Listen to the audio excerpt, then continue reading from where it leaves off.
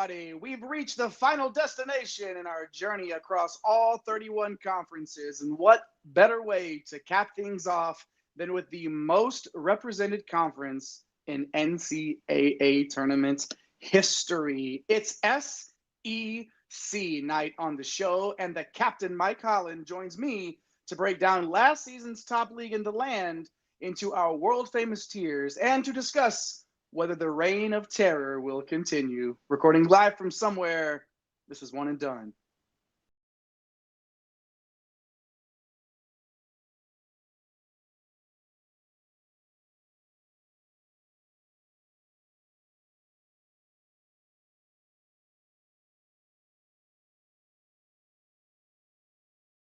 Again, for everybody to come aboard at One and Done train. Welcome to One and Done. Bienvenidos a todos a One and Done, your fast break of college basketball información. And boy, do we have a night for you. My name is Jay Heinrich. I'm the host of this here thing. I am also known as the conductor of the aforementioned One and Done train at Dr. William Cannon over there on X. At One and Done CBB is where you can find the show page. But do yourself a favor and follow this man first. Around here, he's known as El Capitan himself, the captain of the One and Done ship. He does the ship, I do the train. Adam C. Holland 34 over on X. The OG Money Mike, Mr. Mike Holland. Mike, we did it. We made it all the way through every single conference, and we're here, man. It's the SEC. What it do?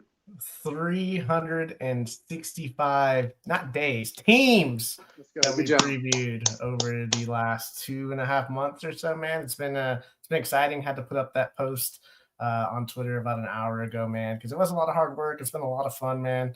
If you guys enjoyed that intro, we're working on some new stuff, man. We got the new year coming up. We got some new beats, dropping down some bars. But glad everyone's here tonight. And man, if you haven't joined our Best Ball Fan Tracks league yet, there's only 2 spots left. 14 out of 16 are in. We shrunk it down to 16 because we're going to live stream this thing, at least the first 8 to 10 rounds of it next Tuesday. So if you want to do a draft with us, it's free. There's the QR code at the top. You can go ahead and scan that. Also, we can we'll drop the link a little bit later into the comments and things like that. But need 2 more players to dive in there, and it's gonna be a lot of fun, man. I'm excited. We're gonna be doing all kinds of stuff. DFS is coming up, betting shows. We got it all coming. Yeah, you're going to want to be around here on the channel for all of that. DFS news and notes, whatever it is that we've got coming up, you're going to want to be here to be a part of it. So push the like and subscribe buttons if you haven't already. Of course, Darren helping out with the reputation of the liveliest live chat in all of college hoops. Mason hopping in early as well. Good to see everybody in there. Why don't you join them? Hop in the live chat with them. Let us know who your team is, SEC-wise. We had Big Blue Nation sighting today. I have a feeling we're going to see some friendly friends, if you want to, a friendliest of friends in the live chats, some of the OGs. I bet we see them tonight. I hope so, and I hope we see you in there as well. So, Mike, let's move on and do a little bit of a recap, an overview, if you will, of the SEC. Last year, we can say it however many times we want to say it, however you want to slice it. This was the best team in the entire country by any measurable metric that you can put on your abacus. It was number one. Of course, Auburn winning the battle of attrition in the regular season over Florida to win the SEC crown regular season-wise. But then Florida bested Missouri, Alabama, and Tennessee. A nice little run there, a little mini, run of its own in March to win the SEC tournament. And of course, that's sort of a sign of things to come. Florida would make that historic run and capture the national championship, but they weren't the only ones in the tourney, Mike. 13 other league mates joined them, including 2 number 1 seeds, a record 14 teams. Auburn making the Final Four, but of course falling to Florida. And then the 2 seeds, Alabama, Tennessee, making the Elite 8. Kentucky made it to the Sweet 16 as a 3 seed. A&M knocked out by Michigan in the round of 32. Missouri as a 6 got upset by Drake. That was a tough Drake team. The other 6 seed, Ole Miss, made a Sweet 16 appearance. Mississippi State lost a nail biter in the opener to Baylor as an 8 seed. 9 seeds, Georgia and Oklahoma, lost to Gonzaga and UConn. What What 9 seed thinks they're going to wake up in the morning and draw the Zags and UConn, the 2-time defending national? Anyways, tough draw there for the 9 seeds. Excuse me. Arkansas upset both Kansas and St. John's as a 10 seed, making to the Sweet 16. Vandy was a 10 seed as well, bounced early by St. Mary's. And then maybe the most questionable 11 seed in history, Texas would get run out in the second half by Xavier in the play-in round. So 14 teams officially in, Mike, which when you look back on it now seems outlandish, honestly. But hey, a record nonetheless, 14 teams. Mike, what are your thoughts on the league last year, looking ahead to this year, before we break it down into those tiers? I mean, basically, if you're in the league, you're almost guaranteed a spot into the tournament. Like, there's only 16 teams. That's pretty wild. I don't think we'll see that again. We thought, we were wondering if they're going to get 13 in. So we'll see, man. That just means you have to perform really well in the non-con. And that's where a lot of the SEC strength obviously came in from, was they were just killing teams in the non-con. So obviously when you do that, and then every single trip you take is a quad 1, at worst a quad 2, opportunity, you're going to rack up some crazy metrics, man. But the crazy thing is, like, if you look at the KenPom top 5 in this from last year in this conference, they're all gone. So you got Walter Clayton out the door, Janai Broom, a lot of really good players. But guess what? This conference attracts a lot of really good players, man. So it's retooled, it's reloaded. I think our high tier is going to be super competitive, and I can't wait to get there. But we have to chat about our foundation tier and some other teams that are obviously going to put up a fight as well. Look at you, the foundation tier, the positivity there. It's the low tier, and we know it's the low tier, and we'll get to that shortly. But make sure before we get to these tiers that you hit those like and subscribe buttons. Darren, that may be true. The field of 74 or whatever they were talking about it being, maybe that's just so they 76. Can let in. It's the field of 76. Yeah. Why not? No, let's not expand the tournament anymore, please. Please. I'm begging you. Let's not do that. Hey, let us know in the chat if you think they should expand it, and then I'll just shake my head at you because I disagree so wholeheartedly that they shouldn't. But hey, agree or disagree sometimes. Hope to see you in the live chat as Mason saying that South Carolina is the only team needing any foundation. And I know there was a comment, maybe it was Mason earlier, that said, is the low tier just South Carolina? Let's get to it. Why don't we just flash the low tier up there? We know everybody's already hit those like and subscribe buttons. 1,594 people have already hit that button, at least at the time of recording. Why don't you help get us to 1,600 before tip-off of the regular season? We would definitely appreciate. And these tiers are within the conference. So, like, if they get 14, and again, 3 of these teams that just flashed up there are going to get in. But it's just saying in context of winning the league or where they're going to finish. Yeah, it doesn't necessarily mean, seeing Ole Miss up there in your low tier, Mike, that doesn't, like you just said, that doesn't mean we don't think that they're going to not make the tournament. But it's worth a conversation in terms of, they'll fall in this. Everybody can't just be in the mid tier. That wouldn't be, we could just cram everybody into the mid, Mike, and just say it. Yeah. We gotta rank them somehow. But let's get to it. Move South Carolina down a tier. We can't, Mason. So sorry. 2-16 last year. And then it's like 2 years ago feels like an eternity. Like 26 wins, a tournament appearance, Lamont Paris' shocking season. But since then, the Gamecocks came crashing back down to the literal bottom of the SEC. Only a few players returning, looking like a tough climb out of that cellar. What worries me, and this is a common theme in a lot of our low tier teams across the country, it's no outside shooting profile, and they're not going to be able to stop anybody. If you can't do either one of those teams, you belong in the low tier of your league. I don't care if you get up and down the floor, and it doesn't matter. If you can't do either one of those, you're going to have a tough time. So South Carolina fits the bill. They do have one of the coolest stories in the league in the return of Michi Johnson, who, he's been sort of ping-ponging back and forth between school, Ohio State, whatever it is. But besides Michi, it's going to be tough for them to compete every night. I think that's more talk than South Carolina got on most shows around the entire country when previewing. So shout out to the Gamecocks there. You can thank us later for Sure. Hey, who knows, I don't Mason? think He he might can. do I it. think he's out of eligibility. Is he out? This is it. This is it. Well, Michi can't jump again, but we are going to jump to LSU here, 3-15 in the conference. The Matt McMahon era has not yielded the results that Tiger faithful were hoping for during his first 3 years, and this sort of feels make or break, Mike. Yeah, it's basically a new roster outside of you got the returning bigs, Jalen Reed, who missed last year, and then Robert Miller showed some flashes here and there. They did pick up one of the top portal point guards and Dean Thomas coming in from UNLV. But he's just really an offensive force, not really going to do anything defensively that's going to help you out. And that's where, like you said, this floor, man, it's just really low when you look at the defensive side of the ball.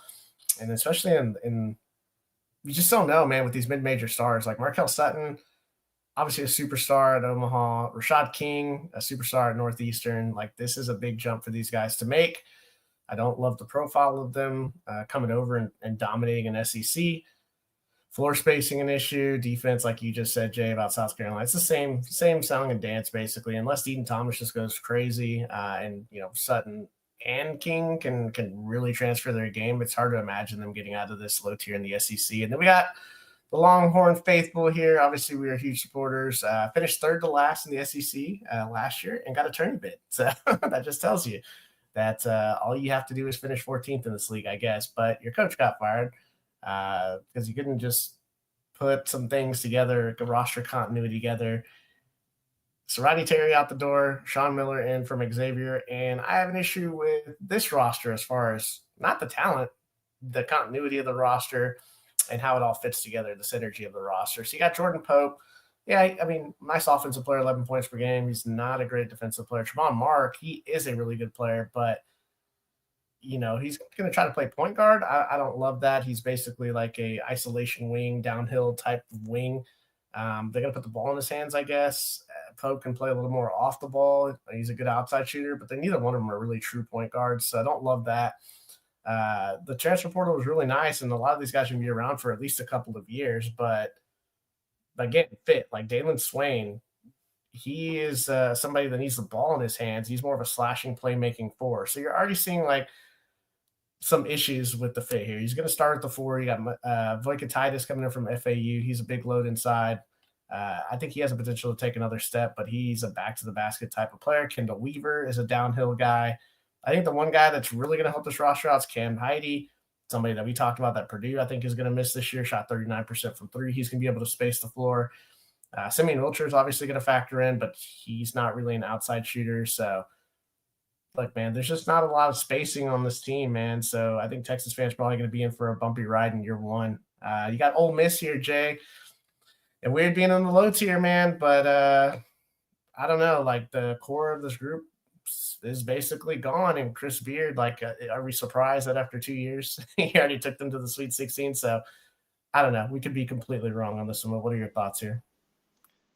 Yeah, we got to remember that according to this metric, Ole Miss would still make the tournament, just because they're in the low tier. But it is interesting to have Texas right there next to Chris Beard. I wanted to ask you, Mike, real quick, in terms of the rosters that Chris Beard put together in his first year at Texas versus what Sean Miller has done at Texas, is it the same sort of a deal where we look at it and you're like, yeah, there's a lot of talent, but it's just the continuity that's going to, there's just enough talent to win 20 games. Yeah. But that's okay. So very similarly, then when he went, 18 to 19 games.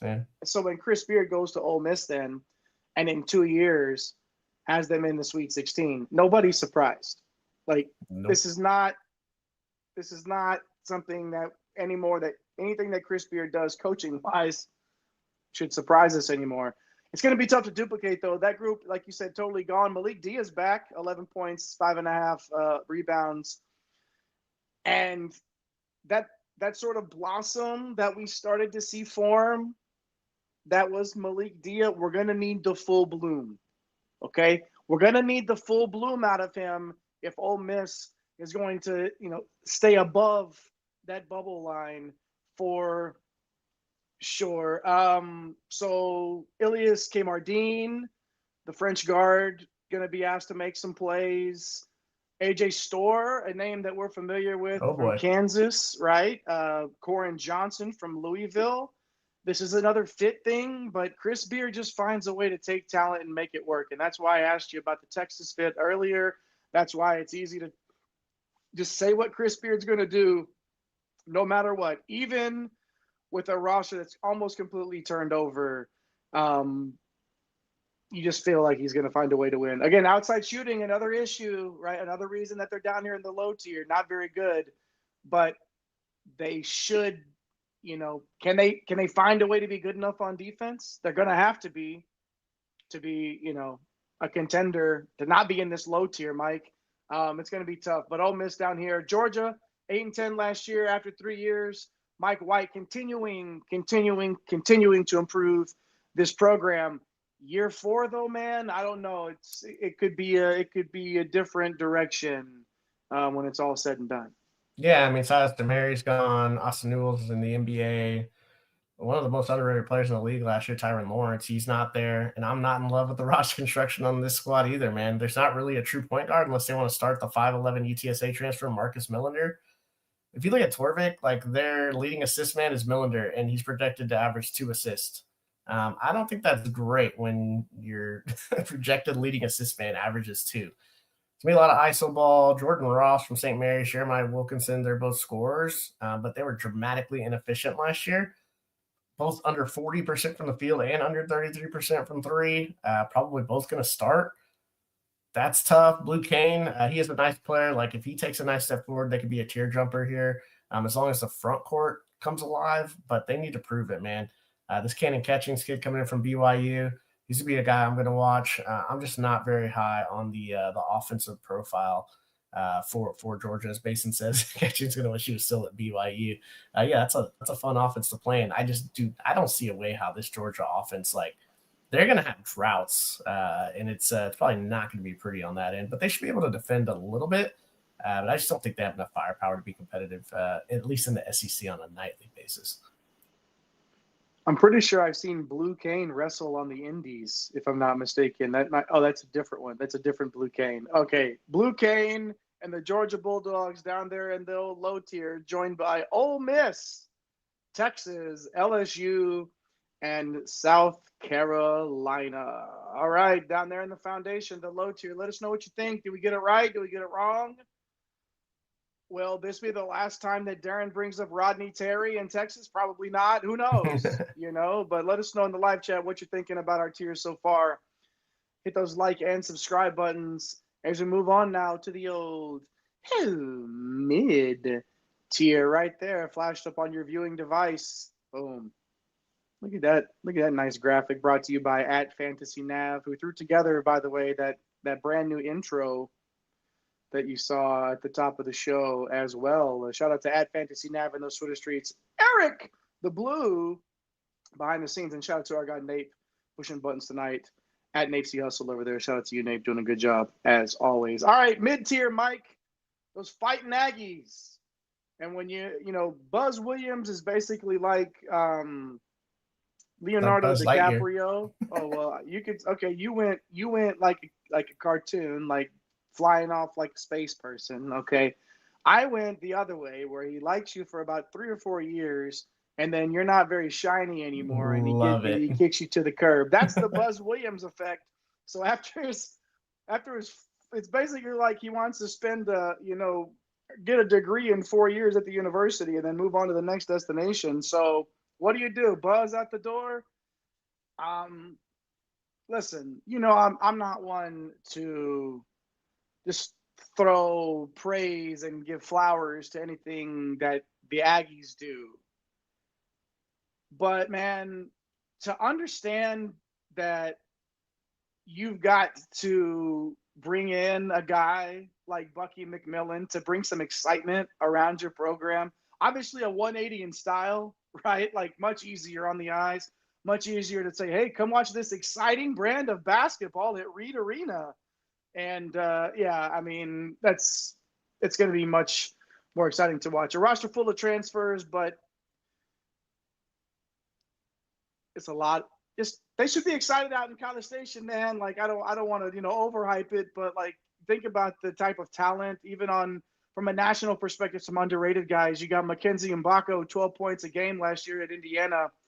this is the type of style that he's gonna thrive. Like to me, he's like that all conference type of a guy that's gonna pop up on the end of the season lists that you're like, man, like I knew he would be really good, but was he that good? Yes, he was gonna be that good. I think Mbako's gonna have a big year. Pop Isaac's coming from Creighton, and Pop's made his way around too. Another big time ad for this program. Initially committed to Houston.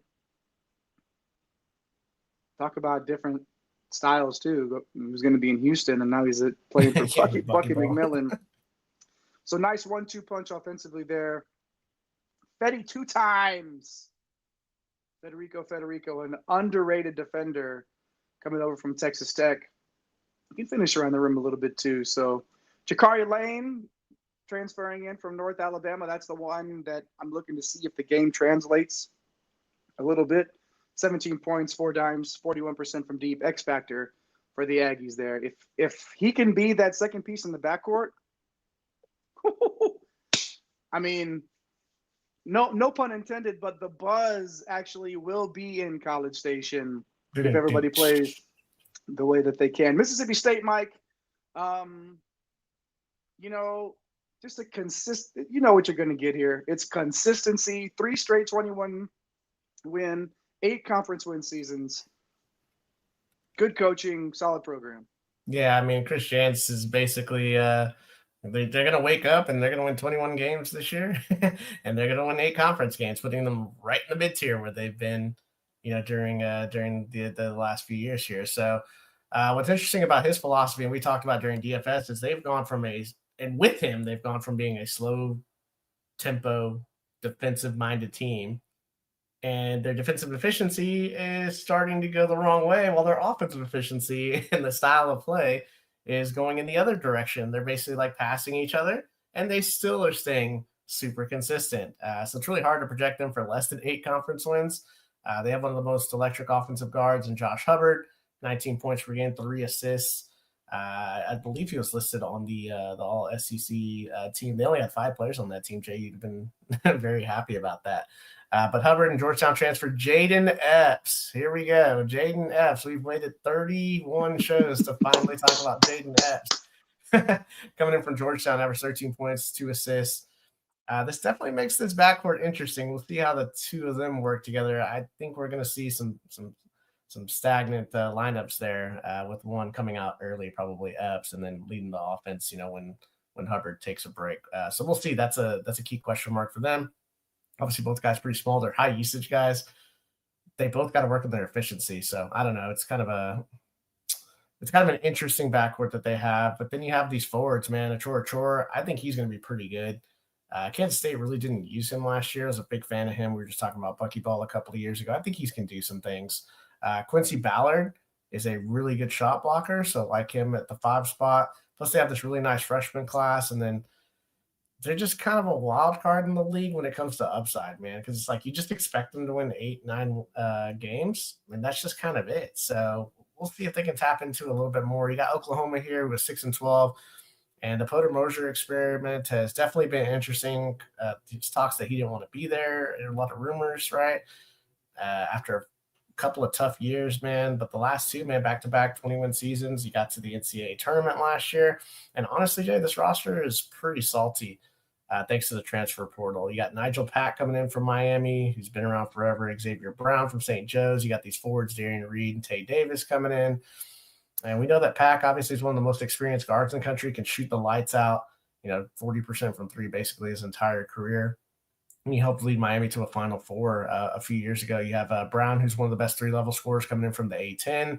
Reed from Alabama flashed a lot of upside and athleticism during his time as a freshman. And then Davis has been around the block and played heavy minutes in the ACC.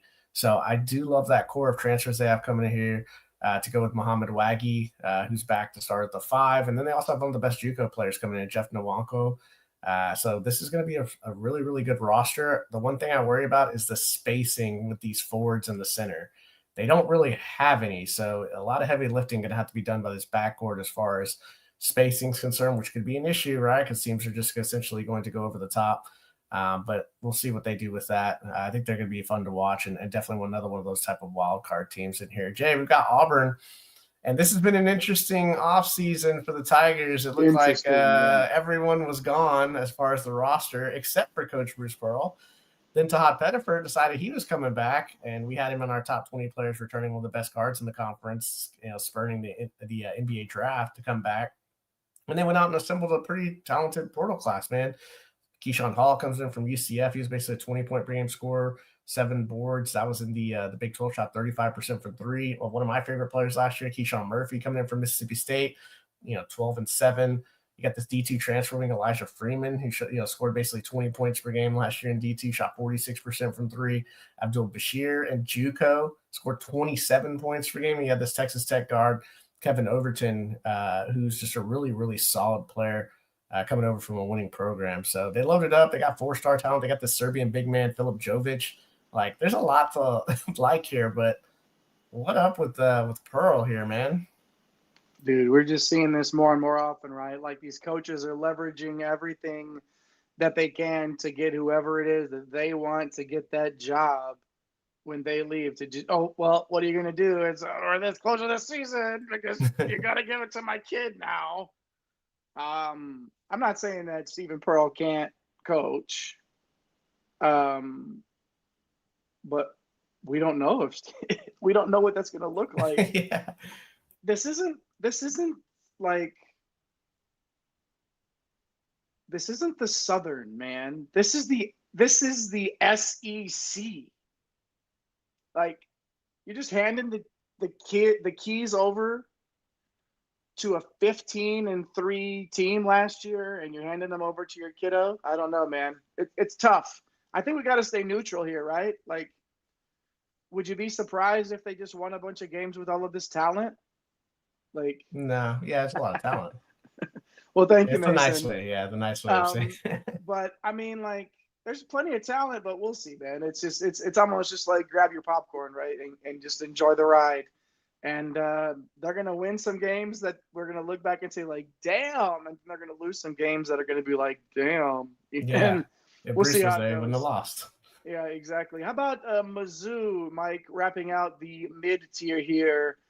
And again, we've talked about some interesting coaching ups and downs and roller coasters, even in this mid-tier alone. And that's definitely the Dennis Gates experience over the last 3 years. So you go from 25-10 and in the dance to 8-24 and 0 conference wins. And then you go 22-12 and make the tournament again. So what's it going to be, man? Are we crashing out again? Or I don't think it would be 0 conference wins, but at least if you're a Mizzou fan, you hope that trend does not continue into year 4. Yeah, it's a pretty terrifying trend, right? So the fact is they got too much talent for that to happen. You got Anthony Robinson coming back. Love his game, man. Like, he just didn't play a lot of minutes last year. 9 points, 3.5 assists, shot 40% from 3. Oh, Mark Mitchell's back for a final year, 14 points per game. Definitely going to get you some buckets on the block. And then Gates went out and got him a direct replacement for Tamar Bates in the portal. He added Sebastian Mack from UCLA, basically the same type of player, going to shoot a lot of threes, going to be a wired scorer. So when you have that core right there, and then you have these upside pieces like Trent Pierce, who flashed as a sophomore, Jacob Cruz, who last year transferred in from Tennessee Martin. I think he's going to be a little more acclimated to be able to produce here in the SEC. But the one area I see a concern for Missouri is going to be depth. So they better hope these guys stay healthy. If they do, they're going to be in that, that 8, 9, 10 win mix to round out our mid-tier here, Jay. Mizzou, Auburn, Oklahoma, Mississippi State, and A&M, those Fighting Aggies in the old mid-tier. One more in the live chat here before we get along. Could Little J and Little Mikey take over one and done someday? Yeah, and I'm okay with that sort of nepotism, okay? Like, this is my show. Okay, I do what I want on my show. I'm sure Bruce Pearl was fine with it too.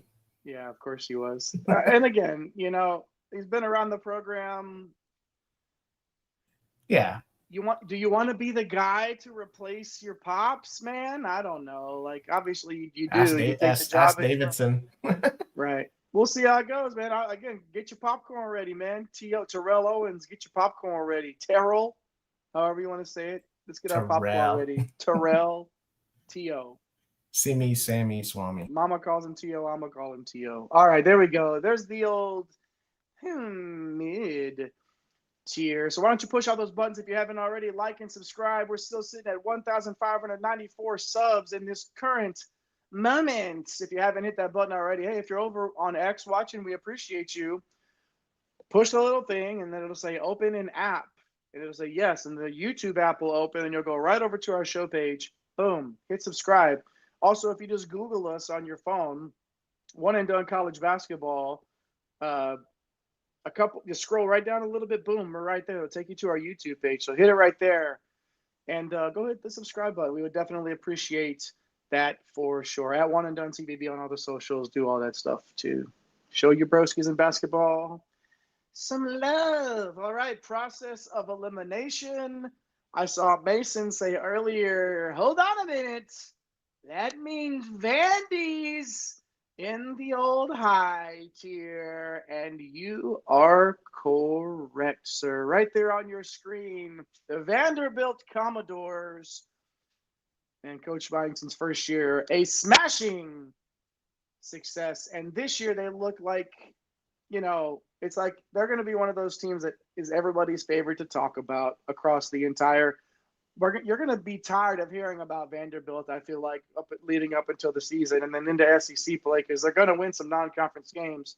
I mean, the offensive profile of this team is absolutely elite. We love Devin McLaughlin. We L-O-V-E, capital L-O-V-E, love Devin McLaughlin, probably one of the most underrated players in the country, if you're asking me, and I know that you are. We like metrics on this show, Mike.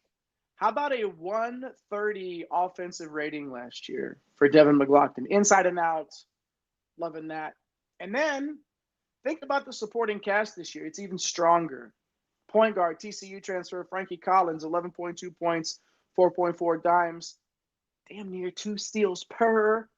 Can really pressure at the rim, elite defender. The problem at TCU is that there wasn't any floor spacing, but now Frankie will have McLaughlin. So they're going to, it's like, hey, you scratch my back, I scratch yours. Boom, they're going to mesh well together. And then Oklahoma transfer guard Duke Miles, Washington transfer wing Tyler Harris, returning wing Tyler Nickel. I mean, opening up the floor. Everybody is going to complement each other in this offense.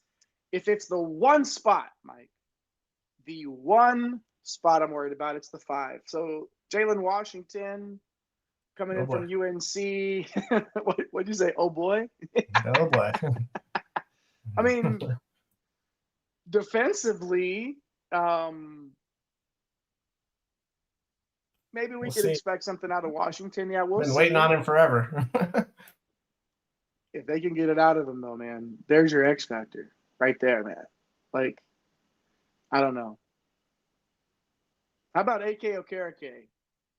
A fun name to say, but that's small ball. Like, you're getting, I mean, that, that you're going to not have anybody over 6'7" out there then. Still, I think they're going to get enough done offensively, Mike, to get the job done. Do it all offensively and do enough defensively is a better way to put it. They're going to win a ton of games, man. They're going to be a fun team to watch. And so, my friends, well, Alabama, the Crimson Tide, 13-5 in the conference last year. Nate Oates turning the Crimson Tide, into a national power in just 6 short years, Mike. Yeah, and we talked about Todd Pettiford kind of shocking us with returning to the college game. Well, LeBaron Philon did the same thing. Thought he was gone to the draft. He's going to be a big-time player for them. He was last year. I mean, averaged 11 points, nearly 4 assists, loads and loads of upside with him. They're going to be one of the top backcourt duos, not just in the conference, but in the country, because Aiden Holloway, he really brought it last year off the bench for them. Those two are probably going to start alongside each other. He averaged 11 points, shot 41% from 3. So you got your downhill creator in Philon. You got Holloway, who can he can shoot it from anywhere. And then Alabama's going to get their wing back that they missed last year. Latrell Reitzel had the injury, but we know he's a floor spacer with a ton of experience, shot 42% from 3. it's going to be a really nice backcourt for these guys here. I mean, the front court's what's going to look a lot different. And really, if they want to make any type of Final Four run, it's going to come down to these guys. So you don't have Grant Nelson. Diabate is gone. Stevenson's gone. Reed's gone. Amorier's gone. But you have Aiden Sherrill, and he flashed in limited time.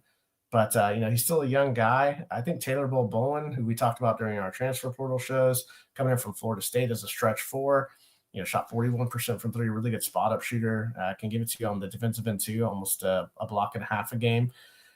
We'll see what this 5 spot's going to look like, man. I think they're going to run a lot of Sherrill because Nate Oates kind of swerved a little bit and went out and got Noah Williamson from Bucknell.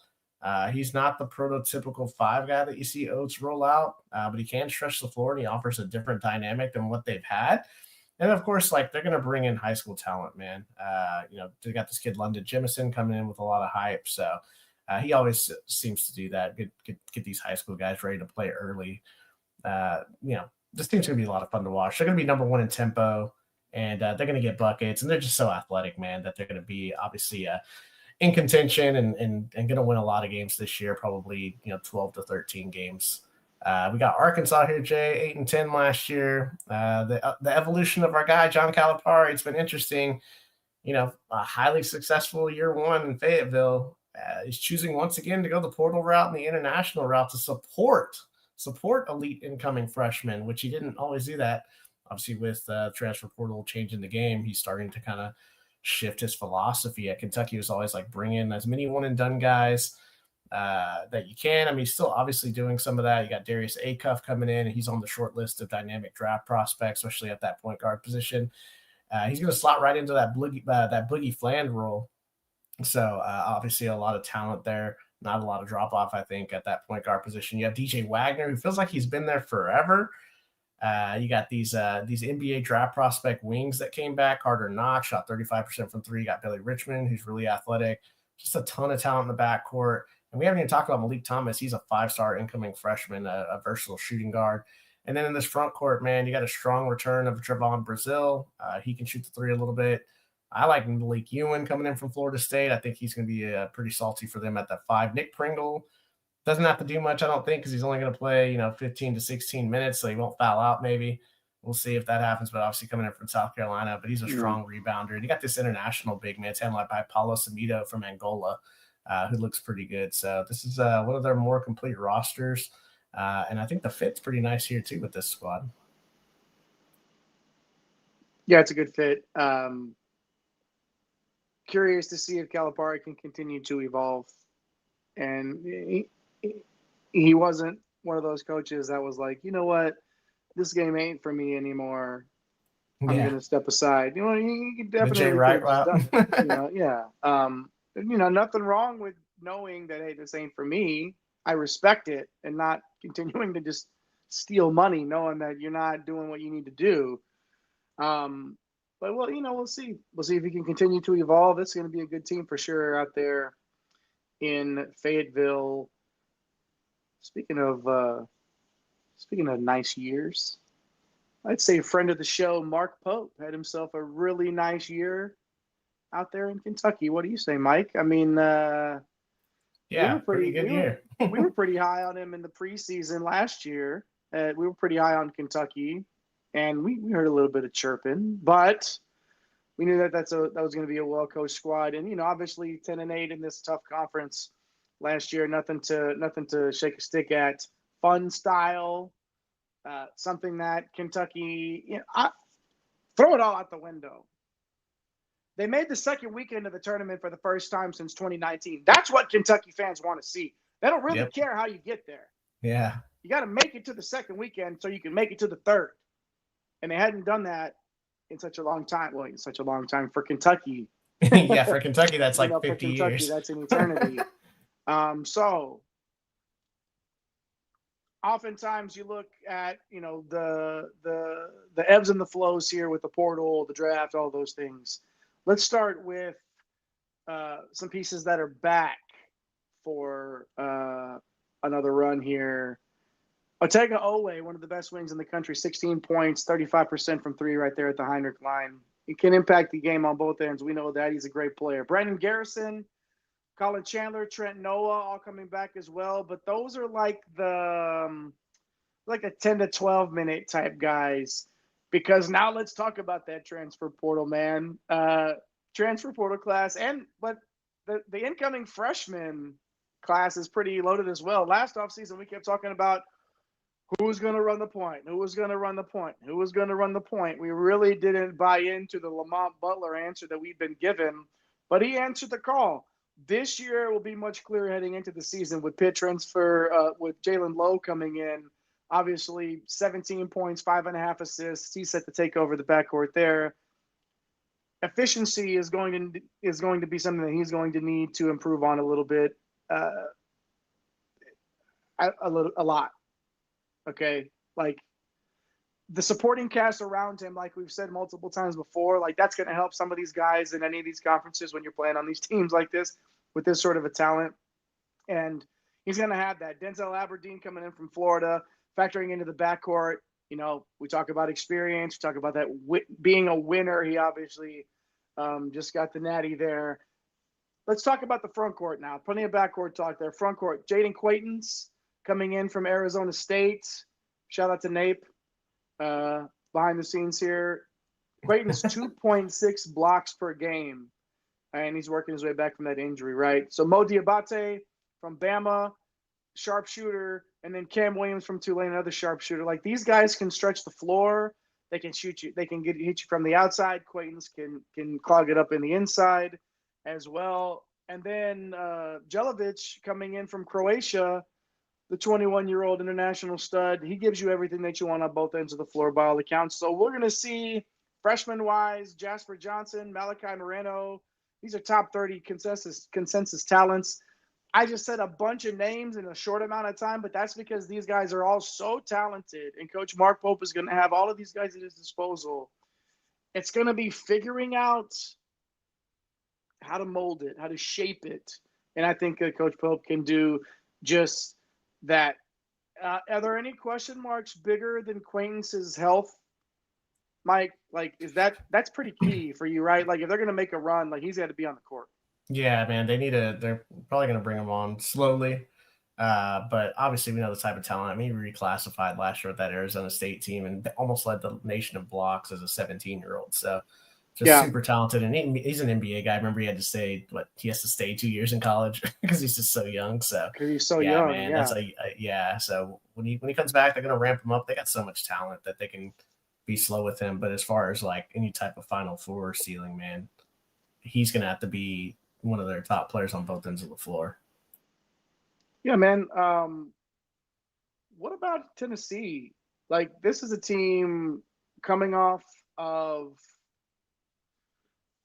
back-to-back Elite Eights. Like the Rick Barnes. I don't know what it is. Why it's so elusive. I mean, obviously, making it to a Final Four is very difficult. Like, it's not, but he's had so many talented teams, and he's had so many teams that could make a run in the tournament, but it's only, this is how many Final Fours, right?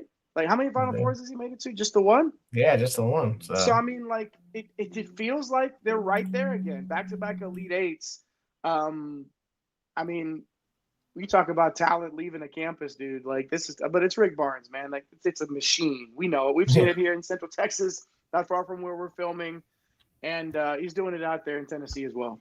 Yeah, and a lot of pieces gone, man. So this is a reset because the guy Siegler, who felt like he started there for forever. Jemai Meshack, a huge piece of those teams. Chaz Lanier, obviously bringing the offense last year. Igor Milicic was a key piece for them.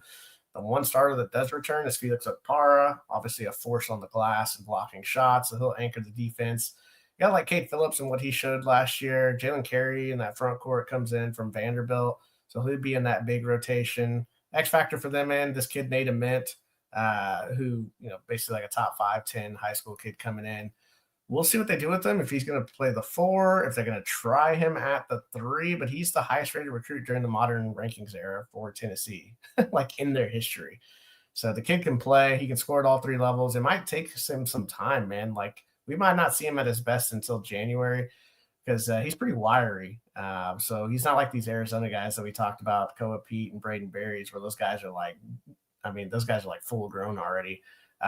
We'll see how he kind of handles the physical factor, but obviously he's going to be a key piece for them if they want to try to make a Final Four run. I love what they did. You know, it's going to be tough to replace a guy Ziegler, especially on the defensive side. But he was just such a floor general, set everyone up. But Jacoby Gillespie coming in from Maryland, and he's no slouch. 15 points per game, 5 assists, 41% from three. He's gonna make it all right, right? Like there's not gonna be a huge drop off there, maybe a little bit more on the defensive end. But what they're gonna have to figure out, and what I'm worried about, is kind of like what else are they gonna do at guard? You got Amari Abram, obviously some P5 experience, was at Georgia Tech to start his career. Coming in from Louisiana Tech, you got this Bishop Boswell kid. Amari Evans is an incoming freshman. Ethan Berg is from Israel. They're all going to receive looks, man. So that's my one area of concern is like you had Chaz Lanier last year. You had Dalton Connect 2 years ago. We'll see if it reverts back to the Tennessee where it's like really good defense, but they don't have somebody that can go get them buckets in key moments for them, man. So, yeah, Tennessee's kind of one of those interesting squads that they're going to be in every game because they're going to be top 5 in defensive efficiency when it's all said and done under Rick Barnes. And then finally, Jay, we got the old national champions rounding out our conference preview series, the Florida Gators. A magical season for Todd Golden and the program, man. The chance to repeat is real. And I don't care if they're losing Clayton, Richard, and Martin. I mean, I do. But also, you've got 7 players returning from last year's roster, and they went out and got some backcourt guys in the portal. So in that front court, Thomas Half, he's in for a monster year. Alex Condon, he already is one of the best players in the league, averaged 10 points. 7 boards. Their primary backups returns. This entire front court's intact. Ruben Chinyelu, Micah Hanlockton, a year removed from his gruesome injury. Like, that is a devastating front court. You get those guys in foul trouble, they got 2 other, they got more guys, reinforcements coming in. So there's just no letdown in this front court. What's going to look completely different is that backcourt, though, with those guys out the door, especially with Aberdeen gone, too, who we thought would come back. But you got Boogie Flan. He averaged 13.5, 5 assists. I'm kind of surprised. Calipari thought that he was going to go to the draft, but here we are. He's going to try out this Todd Golden system that has been amazing for guards. He and Xavier Lee coming in from Princeton, like they're going to be pretty solid, man. Lee had this like storybook career in the Ivy League. We'll see if he can transfer his game over. Both of these guys are really, really tough shot makers. There are some concerns though with how they're going to play together. I think in Golden's system, it'll be all right because we've already seen him do it with Clayton, Richard, and Martin. And then my big thing is like, what's going to be the depth in the backcourt, man? You got this kid, AJ Brown from Ohio. He can shoot it a little bit. You got Urban Clapjar, who came in as one of the more highly anticipated international guys last year. Showed some flashes, especially when there were some injuries. You got this wing, CJ Ingram, coming in. He was a top 25 type of player out of high school. He's going to obviously factor into the equation. There's just no doubt there's top 5 talent on this team. My question is, Jay, as we close the show out, there's talk that they're going to try to use Thomas Half at the 3, and you're going to try to run Xavier Lee and Boogie Fland only in the backcourt. And I'm not saying Half isn't versatile, but like he is what you want in like a 4-man. So if you're trying to play Half with Condon and Chinyelu, like that's like 3-6-9 guys Half can handle the ball a little bit, but that's not like his primary deal is to play the 3. So I got some concerns about that. We'll see if they try that out. I think they'll kind of revert back and put like a, either run a Clapjar out there or AJ Brown to stretch the floor or CJ Ingram to give him some more size in that backcourt and play with three guards or, 2 guards in the wing. So outside of that, man, they're just going to be a nightmare for opponents nightly because they got a lot of firepower. Mason accusing us of some chicanery there, ending the whole series with Florida. I mean, maybe, who knows? Can you blame us? I mean, honestly, it's just they're a damn good team. And one shining moment. One shining moment. They're joined in the top tier by Tennessee, Kentucky, Arkansas, Alabama, and that's right. Do not adjust your viewing device. That's Vandy up in the old high tier, in the old mid tier. The fighting Texas A&M Aggies, Mississippi State, Oklahoma, Auburn, and Mizzou, and then down there in the low tier, the foundation of the league, Apparently, South Carolina is down here all by themselves. And then we have LSU, Texas, Ole Miss, and Georgia right down there. All right, Mike, not going to let you get out of the SEC show without picking a winner. Who's going to take this thing home? Let's just say regular season wise, who do you think will do it? Nah, just kidding. I'll go with Pope, man. I'll go with Kentucky. Like the roster top to bottom has it all as long as Quains is good to go. I think they're probably the most complete team with outside shooting with Owe. I believe Owe was named SEC preseason player of the year. Like they got it all, man. And we saw what they did last year, and I think they're arguably more talented and have more floor spacing this year. I like it. I don't think it's Coach Pope's time yet, regular season wise. I like it, but I'm gonna agree with Mason, and I'm just gonna go chalk here. And I'm gonna take Florida. Yeah. It's just so much talent, man. Like I don't. Yeah. Take my horns. No, you can take those horns, shine them up real nice, turn them sideways. No, don't do that. But I will not be taking that. Yeah, Snake's Eyes saw you're overseas at the UCI Gravel World Championships. Is that right? Shout out to you for joining us from wherever it is all over the world you are. They don't get much better than that, man. I mean, like, Cam, our guy who wasn't in the live chat tonight, but our guy C. Thuggin, who's joined us from the 10th row behind home plate at the Iowa Cubs game. We got people joining us from all over the world, wherever they might be. And we appreciate it. We appreciate everybody that hangs out with us even though Snake's Eyes said, better late than never. He got in here though, for sure. Road race age 60 to 64. Snake's Eyes, let's go. Stuff, man. If you're racing, which it sounds like you probably are, good luck to you, man. Best of luck. And we appreciate you taking us in here. Wherever you are around the world. Thanks for checking us out, man. We definitely appreciate that. Thanks to Snake's Eyes, Darren, Darren and Mason doing a lot of the heavy lifting in the live chat today. We definitely appreciate that. Thanks for everybody for hanging out with us as always. Thanks to @FantasyNav. Thanks for @FantasyNav, for getting everything ready behind the scenes with those graphics and getting the studio ready. Our guy Eric the Blue. Shout out to @NapeC Hustle pushing the buttons tonight. Definitely appreciate you. Always doing a great job back there, Nape. Shout out to you. Shout out to this man on my screen on your viewing device with me. Around here, he's known as El Capitan himself. He's the captain of the one and done ship. @MC Holland 34 on X. Give him a follow over there. That's my man Mike Holland. Check him out. Check out all the stuff that he's got over there. We just got the AP Top 25 that just dropped. I think we should talk about it tomorrow. What do you think? Yeah, man, we gotta talk about everything that's been going on because we obviously started these previews 2.5 months ago. Coaches have been getting fired. We got players that we didn't know that were going to be challenging for position battles that are coming out of nowhere. Yeah, we'll chop it up and why don't we just give our thoughts on the AP Top 25 tomorrow and then just I love it. Yeah, talk about some headlines from the preseason. I love it. We're going to talk about some preseason headlines, some moving and shaking, some AP Top 25 talk. So if you're watching live, which is Monday, make sure you join us tomorrow on Tuesday for another episode of your favorite college basketball show on YouTube with an ampersand in the title. That's right. This is One and Done. We appreciate everybody for hanging out with us. We appreciate everybody that's come on the journey, all 31 conferences, all off season long. We did it. Shout out to Mike for being the captain, man. Shout out to you, Mike. Shout out to everybody for getting everything done here.